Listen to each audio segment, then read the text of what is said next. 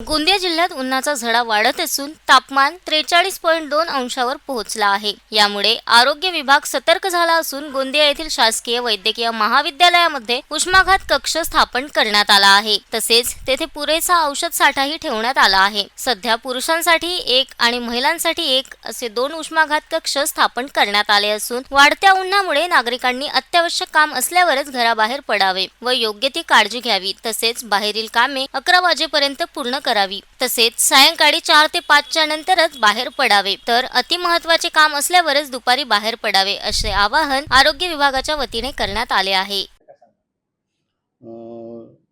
मी doctor Ghorpade, शासकीय वैद्यकीय महाविद्यालय येथील अधिष्ठाता।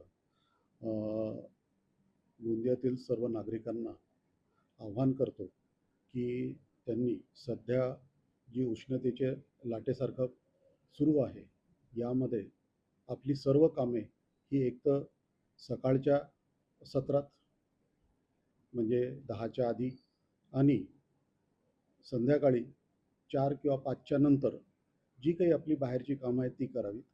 दुपारच्या वेळेस उन्हामध्ये जाणं टाळावं, नियमित पाणी पित राहावं, जेणेकरून आपल्याला उष्माघाताचा त्रास होणार नाही।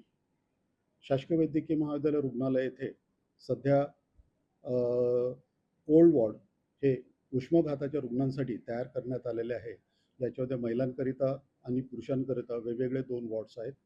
त्यामध्ये अद्यापपर्यंत तरी कुठलाही रुग्ण आपल्या इकडे भरती झालेला नाही, पण अशा प्रकारचं जर काही रुग्ण आले तर त्यांच्यासाठी संपूर्ण तयारी आमच्याकडे उपलब्ध आहे।